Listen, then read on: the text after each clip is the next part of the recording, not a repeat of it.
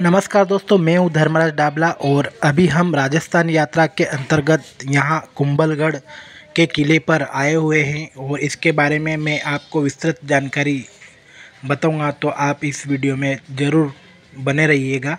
तो दोस्तों, इस दुर्ग का निर्माण महाराणा कुंभा ने सन 13 मई 1459 में कराया था।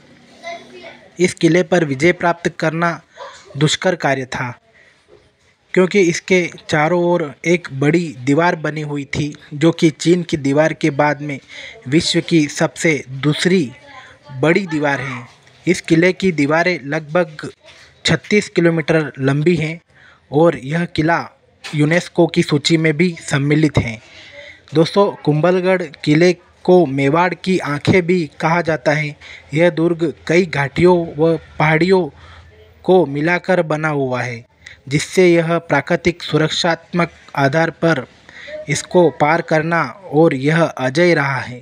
इस दुर्ग में ऊंचे स्थानों पर महल, मंदिर, आवासीय इमारतें भी बनाई गई है।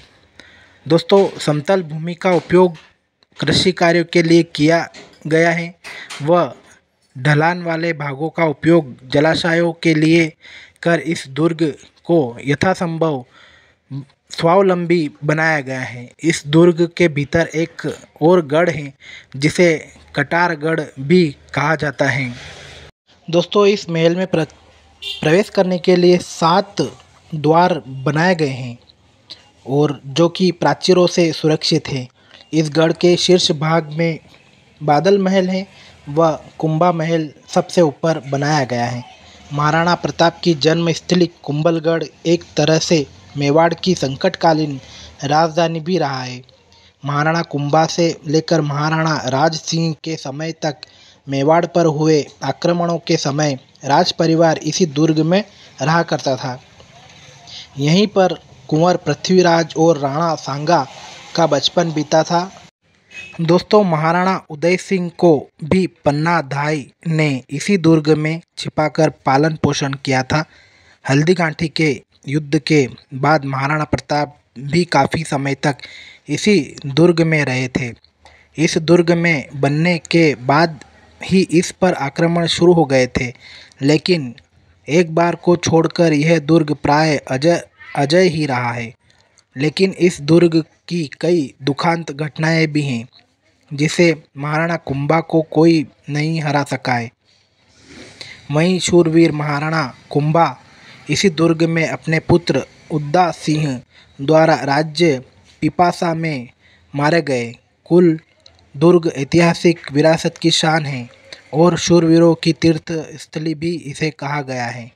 दोस्तों, इस किले की ऊंचाई के संबंध में अबुल फजल ने लिखा है कि यह दुर्ग इतनी बुलंदी पर बना हुआ है कि नीचे से ऊपर तक देखने पर सिर की पगड़ी गिर जाती है। दोस्तों, इस किले की दुर्ग की प्राचीर लगभग 36 किलोमीटर लंबी व 7 मीटर चौड़ी है, जिस पर 4 घुड़सवार एक साथ चल सकते हैं। इसीलिए इसे भारत की महान दीवार के नाम से भी जाना जाता है। दोस्तों, किले के उत्तर की तरफ का पैदल रास्ता टुंटिया का होंडा तथा पूर्व की तरफ हाथी गुड़ा की नाल में उतरने का रास्ता दाही वहाँ कहलाता था।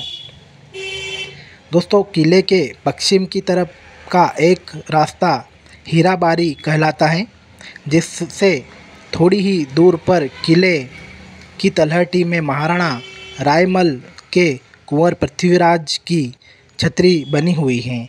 इसे उड़ना राजकुमार के नाम से भी जाना जाता है।